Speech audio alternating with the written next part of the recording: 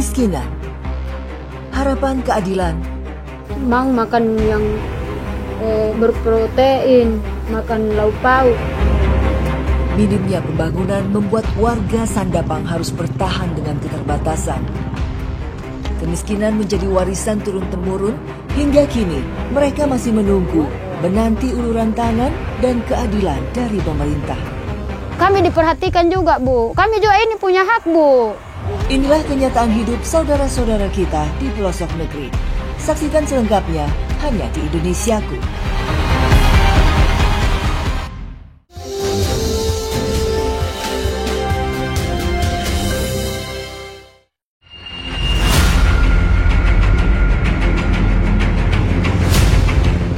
Menuju Desa Sandapang bukanlah perjalanan mudah. Minimnya infrastruktur membuat warga harus berjuang keras saat keluar masuk desa mereka. Melewati jembatan gantung Salole yang membentang di atas sungai sepanjang 50 meter merupakan jembatan pertama yang memisahkan Desa Sandapang dengan dunia luar.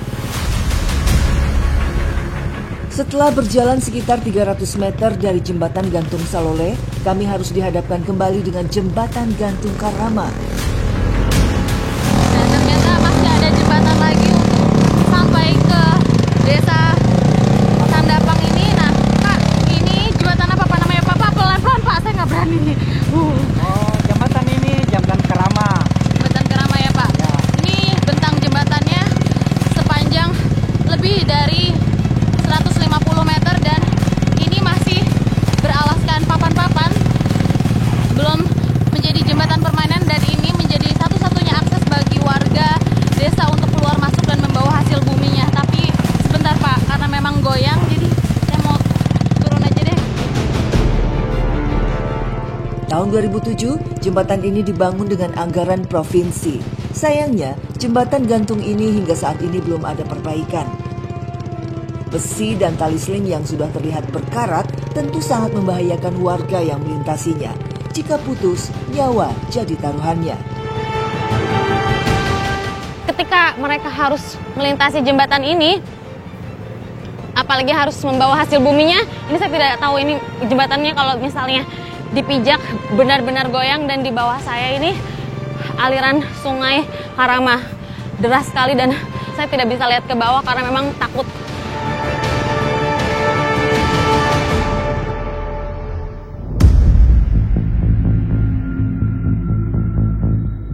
Dan inilah Desa Sandapang, Kecamatan Kalumpang, Kabupaten Mamuju, Sulawesi Barat. Setelah usai panen coklat, warga harus mencari cara lain untuk bertahan hidup. Buah durian menjadi salah satu penghasilan lain mereka. Nah ini kalau di sini mengambil duriannya harus dijatuh-jatuhkan seperti itu, jadi agak berbahaya. Nah ibu-ibu di sini juga takutnya mengenai kepala, wah bahaya ini. Saat musim kemarau, satu pohon durian bisa menghasilkan hingga 300 buah. Namun saat musim penghujan seperti saat ini, bunga durian banyak yang berguguran. Akibatnya, hasil panen jauh dari harapan. Hanya 100 buah saja yang didapat. Karena memang banyak durian-durian yang sudah masak di pohon, jadinya jatuh ke bawah. Nah, hati-hati banget ini kalau kena kepala, bahaya. Tak semua durian yang jatuh kondisinya bagus, kerap kali rusak akibat terbentur bebatuan. Di balik harum durian yang menggoda, ada peluh dan perjuangan. Para ibu buruh durian bekerja tanpa lelah, pun hidup serba terbatas. Upah yang mereka terima tak sebanding tenaga yang dikeluarkan. Setiap buah durian yang mereka kumpulkan dihargai murah. Di antara buruh tani, Ibu Maria pun di usia senja tetap harus bekerja demi memenuhi kebutuhan keluarganya yang masih hidup serba terbatas. Kenapa ibu masih bekerja di umur segini? Begitulah, karena kita juga mau makan toh. Nah, saya punya anak juga tidak bisa mau makan sembarang, jadi terpaksa kita pergi cari-cari uangnya orang, baru dibelikan mie, dikasihkan itu anak.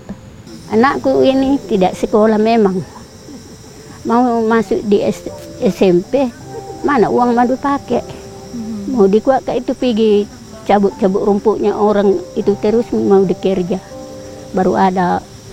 Sedangkan diminta ini kalau masuk sekolah tuh mana uang pendaftaran. Mana itu hari-harinya bajunya. Sedangkan kita tidak dikuat memang.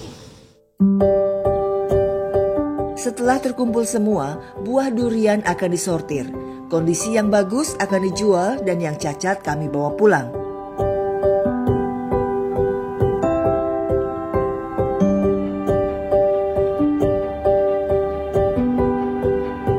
Kondisi akses jalan yang sulit membuat harga durian menjadi sangat murah, bahkan tidak laku dijual. Namun warga berinisiatif agar durian masih mempunyai nilai ekonomis untuk menambah pundi-pundi keuangan keluarganya dengan mengolah durian menjadi dampok durian. Dampok durian merupakan makanan khas Indonesia yang terbuat dari durian dan memiliki tekstur yang halus serta rasa yang legit. Proses pembuatan dampok durian cukup mudah. Setelah semua daging durian dipisahkan dari kulitnya, kemudian dimasukkan ke dalam wajan untuk disangrai.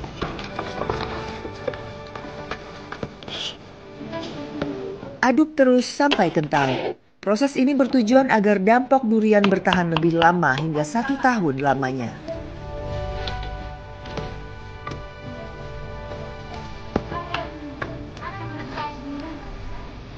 Setelah kurang lebih 30 menit daging durian menjadi padat dan akhirnya dampok durian siap dicetak. Ya, padahal tadi buah durian yang kami kupas lebih dari 10 buah, tapi hasilnya hanya segini dampoknya. Bagaimana mereka bisa menjual kalau misalnya hasilnya amat-amat sedikit, dan kapan mereka bisa merasakan kesejahteraan? Agar harum, dampok durian kami bungkus dengan daun pisang. Sayang, meskipun dibuat olahan dampok durian, akses yang sulit membuat mereka juga sulit untuk menjual ke kota. Bahkan harganya sangat murah. Bu Maria, ini biasanya Ibu jual atau tidak dampoknya? Biasa juga dijual, biasa dimakan sendiri kalau cuma sedikit. Nah, ini bisa dijual Kalau nggak? bisa dijual ini. Harganya ini biasa 10.000, kalau dibagi ini 5.000. Ya, bisa dibayangkan tadi kami mengupas durian lebih dari 10 biji, hasilnya hanya 2 lembar seperti ini, dan 1 lembar dampok seperti ini dihargai dengan harga Rp10.000. Bisa dibayangkan jika 1 butir buah durian dijual di Jakarta itu lebih dari 50.000 harganya. Tapi di sini pembuatan dampok membutuhkan lebih dari 10 butir, hanya dihargai Rp10.000. Bagaimana mereka di sini bisa merasakan kesejahteraan kalau harga di sini, harga buah durian dihargai dengan harga yang sangat murah.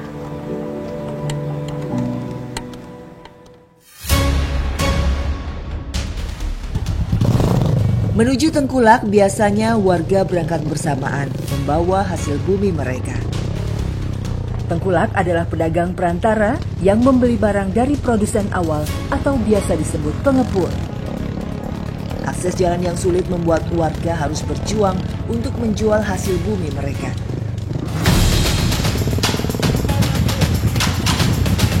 Ini rantainya juga lepas karena memang dalam sekali ukurnya.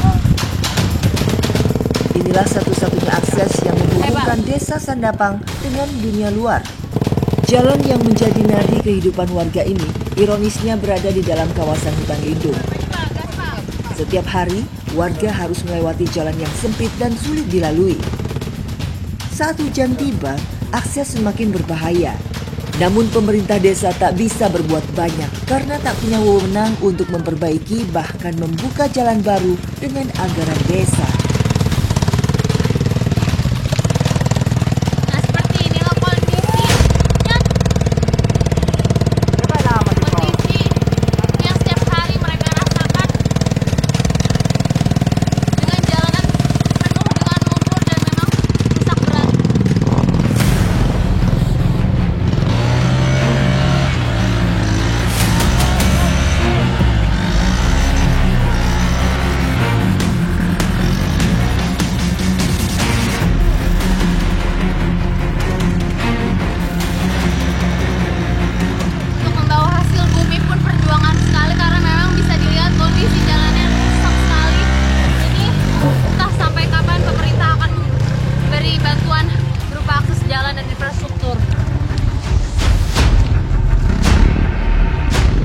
hanya warga, tim Indonesiaku juga sulit melakukan peliputan di sini. Aman Kak, kamera aman nggak? Aman kamera, cuman emang akses jalannya susah banget. Kamu nggak apa-apa El? Oke, pelan-pelan. Akses jalannya emang susah banget. Kami para kru aja setengah mati melintasinya.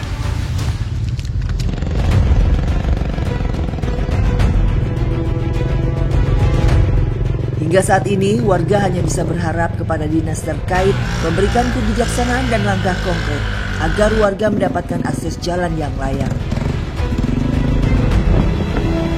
Pak Bintang, ini pernah ada kejadian warga jatuh ke dasar sungai nggak Pak? Pernah. Pernah? Iya. Kenapa itu Pak?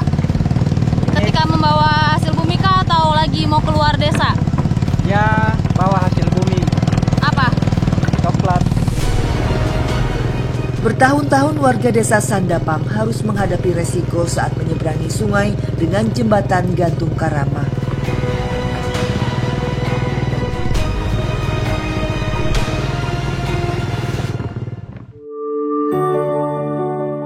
Harga durian di pengepul dipatok Rp3.000 hingga Rp5.000 per buah. Pun masih jauh dari yang diharapkan, namun masih lebih baik daripada tak laku dijual.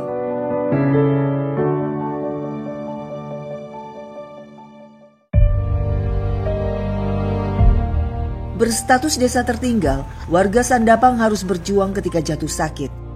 Fasilitas kesehatan yang jauh dari kata memadai membuat warga tak mendapatkan pelayanan kesehatan yang baik. Tiap bulan mau kisah 2 bulan. Nah biasa apa Mana yang yang sakit? Ini yang perut yang sakit. perut ya? Di Ciloa. Ini. Ini ke Ciloa. Ya, bisa meha. Iya.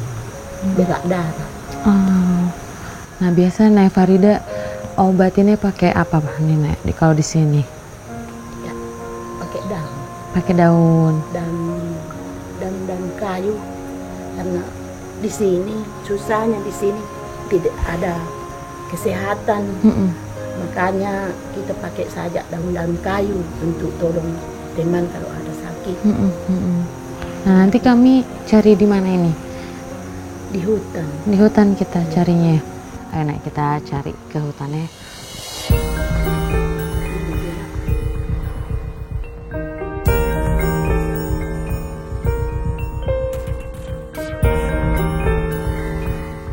Minimnya tenaga medis, dukun dipercaya dapat membantu menyembuhkan penyakit mereka. Di tengah kemajuan zaman, warga Sandapang masih mengandalkan tanaman obat sebagai bagian dari kehidupan mereka. Untuk mendapatkannya, kami harus masuk jauh ke dalam hutan. Nah ini daun kalasumping ya Bu ya. Diambil berapa lembar Bu? Hanya butuh 3 lembar. Oke, dan yang diambilnya yang mana ya nih Bu? Bagian mana? Iya, sembarang. Oh, pucuknya. Bagi warga Sandapang, hutan adalah apotek alami. Namun seiring berjalannya waktu, beberapa tanaman semakin sulit ditemukan.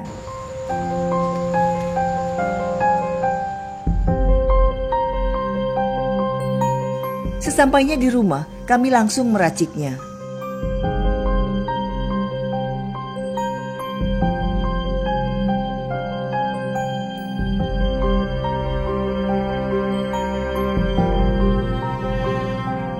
Ternyata proses pembuatan obat tradisionalnya sangat amat sederhana, hanya daun kalasumpingnya itu disiram dengan air panas. Ini sudah siap untuk diminumkan ke pasiennya. Ayo Bu. Setelah airnya dingin, ramuan kalasumping siap untuk diminum. Menurut kepercayaan mereka, ramuan ini bisa menyembuhkan sakit diare berdarah. Terlepas dari pro dan kontra, pengobatan alternatif tetap menjadi bagian dari budaya dan kehidupan masyarakat. Namun edukasi dan regulasi perlu ditingkatkan agar kesehatan tetap terjamin. Ya, meskipun pengobatan tradisional ini belum teruji secara klinis, namun warga desa Sandapang ini terpaksa manfaatkan berbagai macam tumbuh-tumbuhan yang berada di hutan. Jika pemerintah memberikan fasilitas kesehatan yang ada di Desa Sendapang ini, pastinya mereka akan sangat terbantu jika ada yang sakit.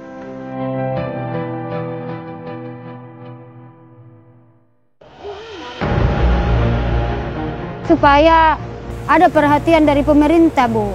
Pak, lahannya itu karena masih sebagian dalam kawasan hutan lindung, Bu.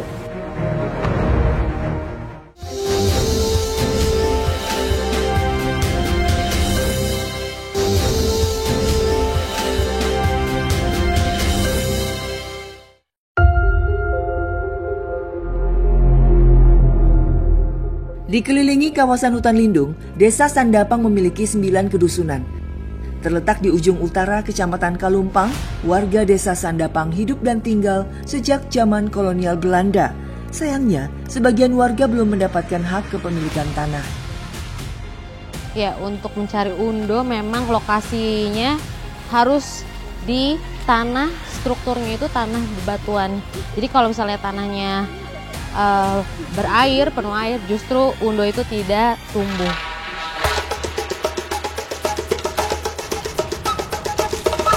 Memiliki tanah yang subur, namun saat musim paceklik tiba, sebagian warga memanfaatkan umbi kundo sebagai makanan alternatif. Nah, yang mana Ibu? Udah hampir sampai kita. Mana? Oh. Yang ini, Bu? Oh, ternyata ini daun dari undonya itu sendiri. Nah, sekarang kita mau langsung cari undonya ya, Bu ya? Ayo, Bu.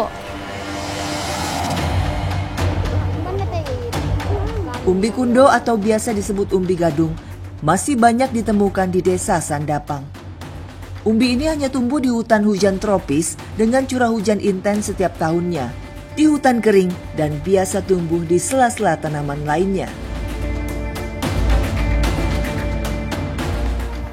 Ya, memang jenis umbi undo ini sulit sekali didapat di zaman sekarang karena mereka tumbuh liar dan juga ketika ditarik seperti ini, kalau yang besar ini berduri banget. Ini susah banget.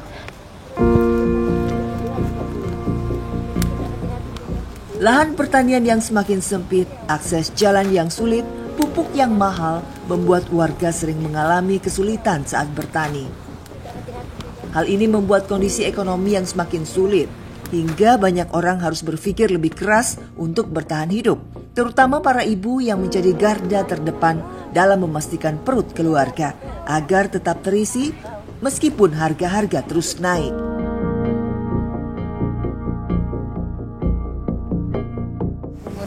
Dulu kenapa masih mencari undo, Ibu?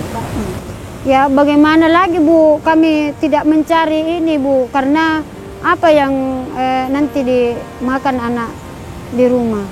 Kami mau presiden sekarang itu memperhatikan akses jalanan ke sini dengan lahannya, Bu.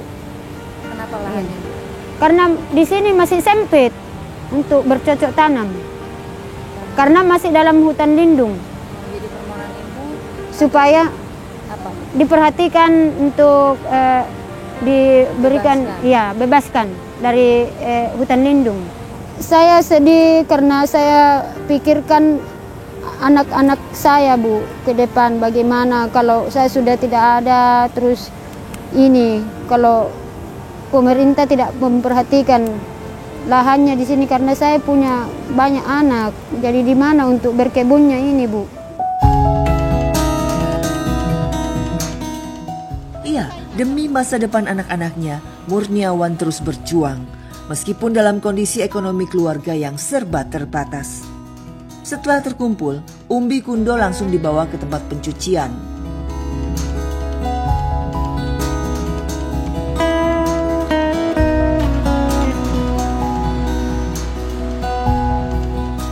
Proses pencucian ini memanfaatkan aliran sungai agar lebih mudah membersihkan tanah yang masih melekat.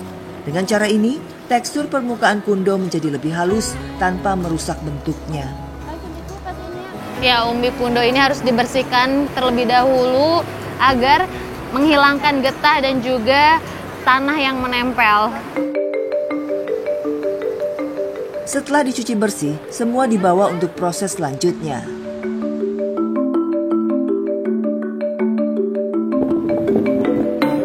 Kundo yang sudah bersih kemudian diiris tipis-tipis. Tujuan dari pengirisan kundo ini agar nantinya menghilangkan getah dan juga racun yang ada di dalam kundo ini. Saat mengiris harus hati-hati karena getah kundo jika terkena tangan akan menyebabkan gatal. Dan selanjutnya irisan kundo diberi abu yang sudah disiapkan sebelumnya. Nah, pemberian abu ini agar getah yang tadi ada di dalam kundo ini semakin menghilang dan juga menempel ke abunya. Setelah semua irisan kundo dibalut dengan abu, kundo akan dijemur selama 3 hari. Agar kadar sianida yang terkandung di dalamnya dapat diturunkan hingga ambang batas yang aman untuk dikonsumsi.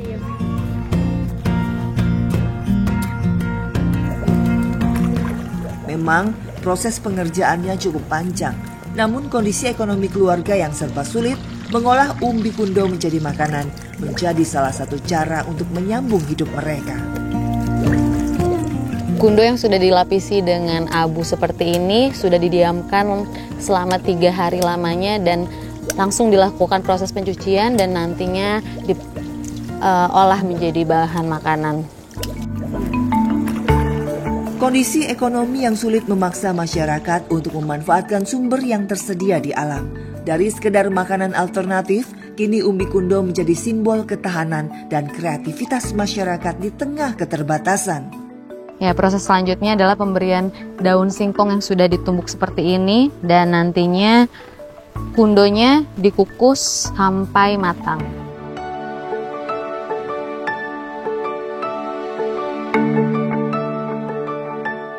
Umbi kundo yang tumbuh liar di hutan dan ladang kini jadi harapan menyelamatkan dari kelaparan. Proses pengukusan kundo ini dibutuhkan waktu kurang lebih 30 menit baru kundonya matang.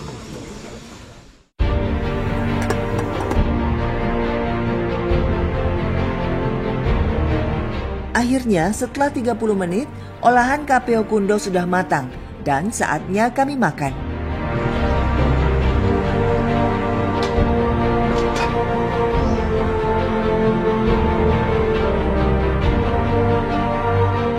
Tak hanya untuk memenuhi kebutuhan gizi sumber karbohidrat, umbi kundo dipercaya memiliki khasiat menyembuhkan berbagai penyakit, antara lain keputihan, kencing manis, sakit perut, nyeri empedu, dan rematik.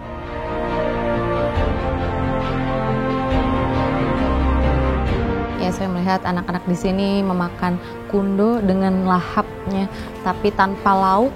Bagaimana mereka bisa memenuhi kebutuhan protein jika makanan sehari-hari mereka hanya kundo saja.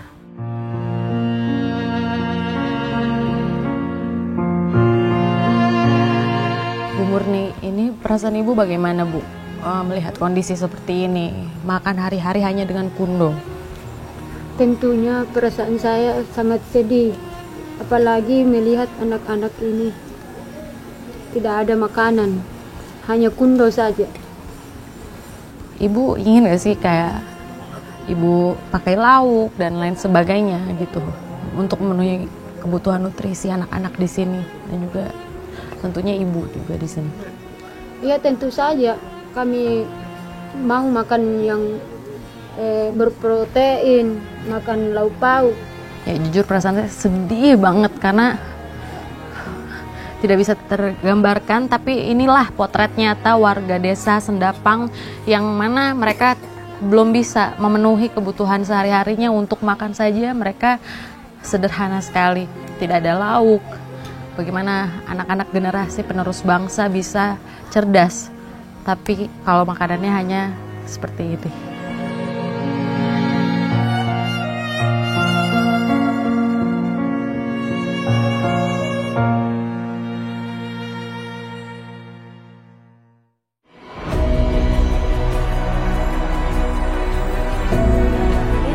Hidup di pelosok desa jauh dari perkotaan, seakan pemerintah menutup mata tentang keadilan, sehingga warga harus berjuang sendiri untuk mendapatkan penerangan.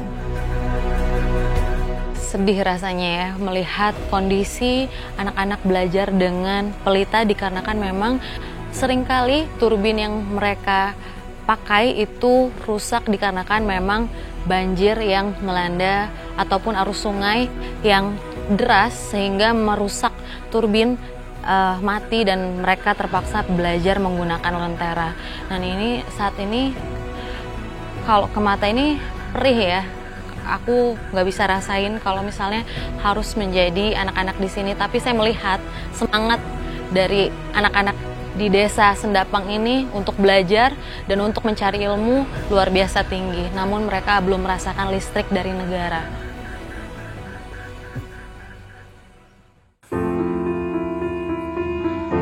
Selama ini warga memperoleh energi listrik yang dihasilkan oleh turbin air yang dikelola warga. Namun mahalnya suku cadang membuat listrik sering padam, bahkan pernah mati sampai 1 tahun. Dan warga terpaksa mengandalkan tenaga surya dan lampu lentera untuk penerangan saat malam hari. Perasaan Ibu gimana sih Bu? Kondisi seperti ini. Ya, perasaan kami ini sangat sedih Bu. Karena melihat anak-anak memang ini antusias untuk mau belajar. Tapi sudah beginilah keadaannya Bu.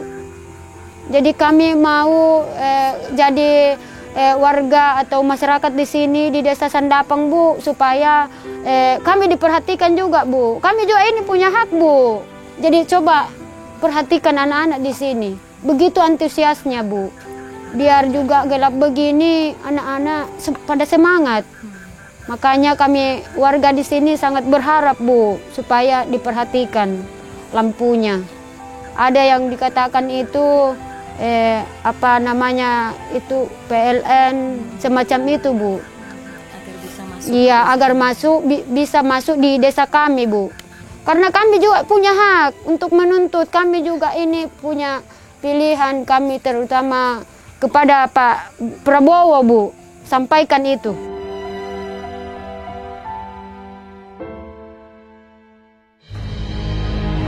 Sulbar ini memang daerahnya medannya itu sebagian besar pegunungan. Warga Sulawesi Barat yang kurang lebih 1,5 juta orang ini, sebelum negara ini ada, sebelum ini menjadi negara, sudah ada manusia yang hidup di gunung.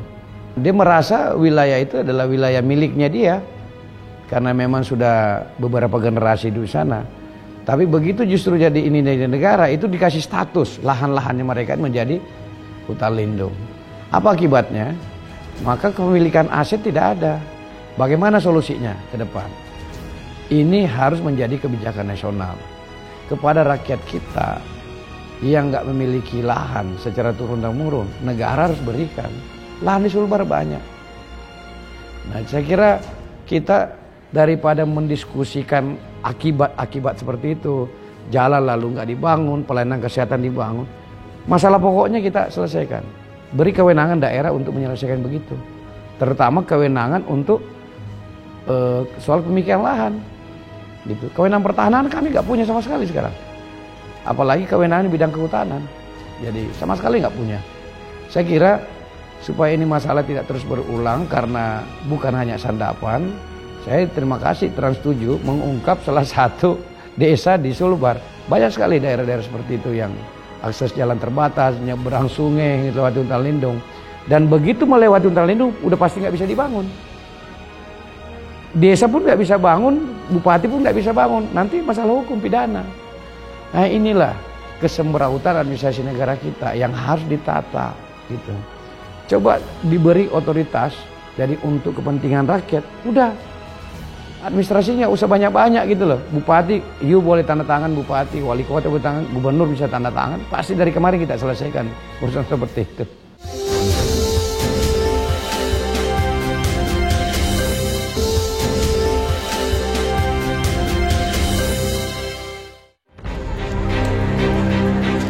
Hidup di pelosok desa seharusnya bukan terisolasi dari dunia luar. Bukan berarti harus hidup menerima keterbatasan sebagai takdir.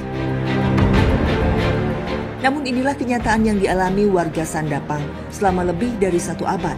Karena Indonesia bukan hanya tentang kota-kota besar. Indonesia adalah mereka yang hidup di pelosok. Indonesia adalah kita semua.